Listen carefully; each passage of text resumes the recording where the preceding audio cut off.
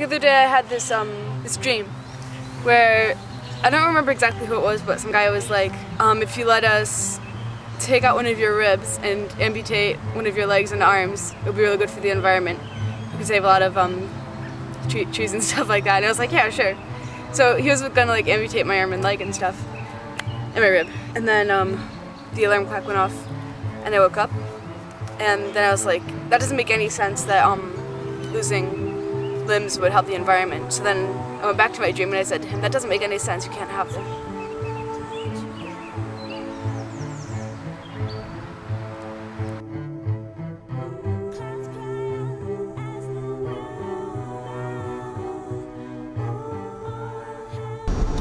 So when I was dancing, do you remember that? Yes. I was saying that if ever I die young, you don't have to worry about me. Because I'm not a very good sick person. That's true. Although I think you're a little bit past dying young now. Swine. No, I'll be, if I'm stricken in my prime, is my point. Because you're not a good sick person, right? Because I'm a terrible sick person and I get scared. And plus I've seen, you know, friends of Nan's and stuff that get sicker and sicker, and it just, one of her friends, shall I go on? If you like. She was a month in the hospital with a tube in her throat. Oh. Some kind of, her intestines had ruptured. Oh. And then she had a stroke. Oh. And she hadn't eaten in a month, you know, and they finally decided, you know, let it go. But I'm thinking, sometimes a sudden crash isn't such a bad thing. As long as no one else gets hurt at the time. Yeah. You ever see the movie Flash Gordon? The one, yeah, exactly. The one with all the Queen songs. Yes. Okay, you know how the Emperor dies in the end? No. I believe it's Flash, right? Flash? Yes. He like hijacks this crazy space zeppelin, right? And it's got a pointy tip, and he like flies it crashing into the Imperial Palace, and that pointy tip of the zeppelin like stabs the Emperor. And that's how he dies. Cool. And that's how I want to die. That's ridiculous. No. That would be a really nice dramatic way to go, I think. Oh. Hello. I didn't notice you come up there. I'm seeking enlightenment. I've recently decided that due to a bad relationship, I'm going to devote my life to the martial arts. I drank a couple Optimators, and you know, then after You drank what? Optimators, they're like, Yeah, what's Optimator? It's a Spaten beer from Germany, Munich, and it's like 7.9% alcohol. That's pretty strong. So I was a little popped, and then when I was going to bed, I yelled at Aaron, and Well, that was that's the start. always good. Get drunk and then yell. Probably not the wisest thing to do in the world. No, it was good. It was good. It started out nice, and Listen to then, me lecture she got me. angry because she asked for an example of what I was talking about, and I said, for example, when you yelled at me for sparring Justin, she's like, I'm upset because I feel that you guys want to hurt each other. I'm like, you don't know how we feel. That's what you think. You know, they say that the point of Zen is just to sit there and be yourself, to realize that you are already enlightened. Enlightenment's not something you achieve. They say someone who's enlightened, it's nothing. But someone who's not enlightened, it means everything. I've read probably 5 or 6 books on Zen over the years. They confuse the shit out of me every time. The more I read, the more I don't understand. But I bought this $50 cushion, so I decided I should probably sit on it. Guy who's like 6'4". I scared he cowered him kind of a couple weeks ago. That's what I was telling him about. Like I said, because he saw like the anger and hatred in my eyes. It was controlled anger and hatred, like Bruce Lee said. It was awesome. It was like a Zen breakthrough in the martial arts, and I could do it. And I scared him off, and I got him or something, and I grabbed his arm like this, and he was like twisting back, cowering, and I went like with the Matrix punch like 3 times later, and I was like screaming at him, and he was like, Show us the Matrix punch again. Didn't even defend himself. You don't have to put your drinks down. It was amazing, and he even talked about it. He came by because we were drinking, Sean and what did he say? While they were having a bachelorette party and they stuff. He was talking about how, I don't know, I said, oh yeah, I just tried to block your kicks, and we were talking about how we felt we weren't that good. And just like, well, I think we've gotten a lot better. I'm like, yeah, I know, but I feel like we don't know the techniques as much. We've gotten a little better. He's like, but we do good. And he says, you know, like, when you were that Matrix punch, that was awesome. And they were all talking about him and his roommates and about how cool it was. Uncle, you gotta write him a note. And I was like, well, you know, I try not to block your kicks because, you know, this and everything, and then you kick really hard and I have no business trying to block them. It's like, well, I feel the same way, don't worry. And How did you break your arm again? Yeah. How did you break your arm again? Sparring. Yeah, but what exactly? Oh wait, let's see that. Low block. See that? Yeah. It's a low block. Yeah, like 6'4". And he's jacked too. He's got, his muscles are like that. So he's got like a massive chest. Pretty impressive. Yeah. One time I got him with the turning session, I thought that was the best one because I hit him in the ribs and like he felt his inner organs move.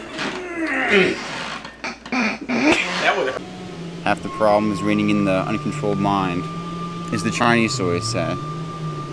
The mind is like a drunken monkey because you can't control it. That's how you stop it. That's how you stop a big guy too. You move their organs? You hit him with a sidekick when they're moving into you. Rearrange their organs. Well, okay. You know, I did stop though. I didn't spar again after that. And I explained to Erin about how I chose to do it, and I was happy. And it was my choice, and I wasn't going to blame it on her. And I got upset that she always thinks I'm blaming things on her. Anyway, so. Feel the chi. Repulse the monkey.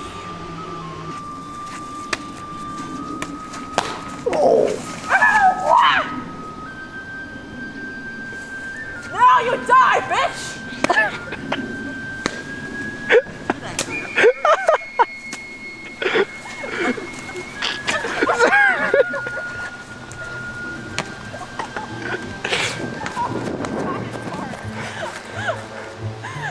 Power ain't all of it, baby.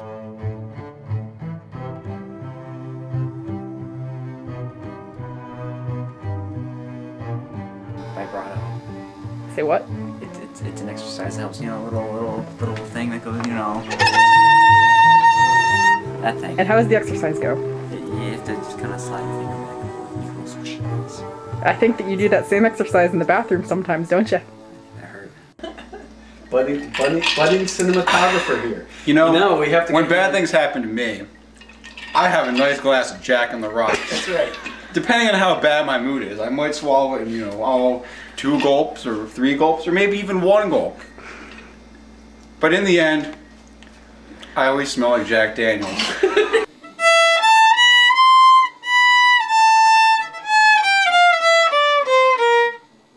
that wrong? Keep going.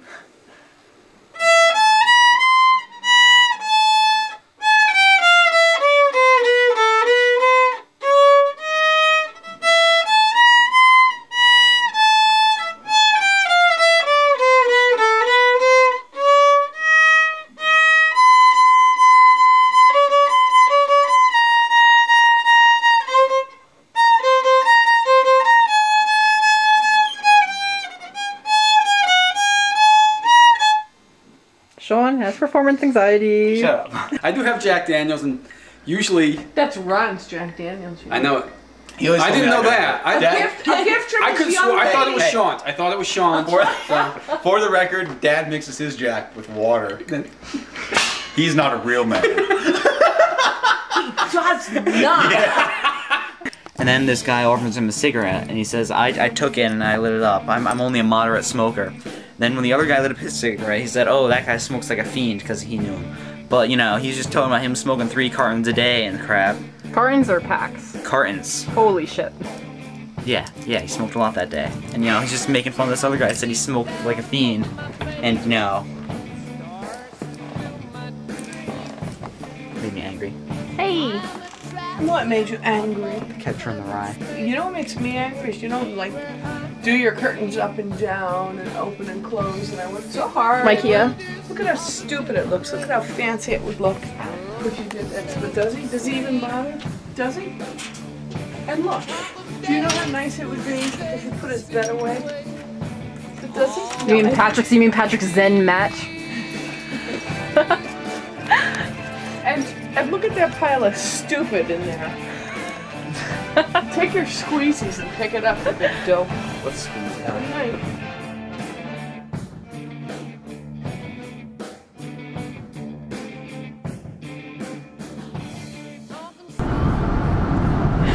I had a friend who died on Flight 103. Yeah.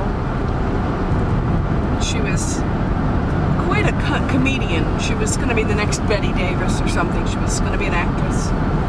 And my friend David said to me, David and Jeff were there. I'm not sure, I think it was David who said, well, in a way, this is nice because she went out in a dramatic way, and that would have been kind of nice. Yeah. Anyway, what? She's also the one you went to the opera with? Oh, yes. Oh, man, there's a lot of stories with her.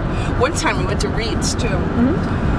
And we got laughing at so much stuff. We were just laughing and laughing, and then we pointed to a mannequin, and that was the one that just did us in. It didn't have its head on. It was just like the torso and the legs, and it was upside down or something. It was like we were laughing and laughing, and then we saw that, and we just couldn't stand it anymore.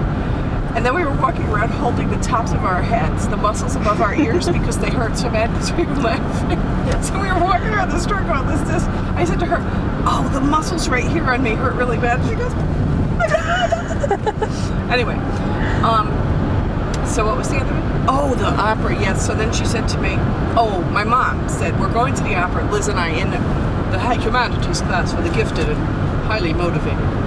And so the whole class was going to the opera, and some other classes joined us, so, you know, it was cheaper on the bus. And we were going to the Met in New York City. And my mom said, oh, you should dress up. And Liz's mom said, oh, you should dress up.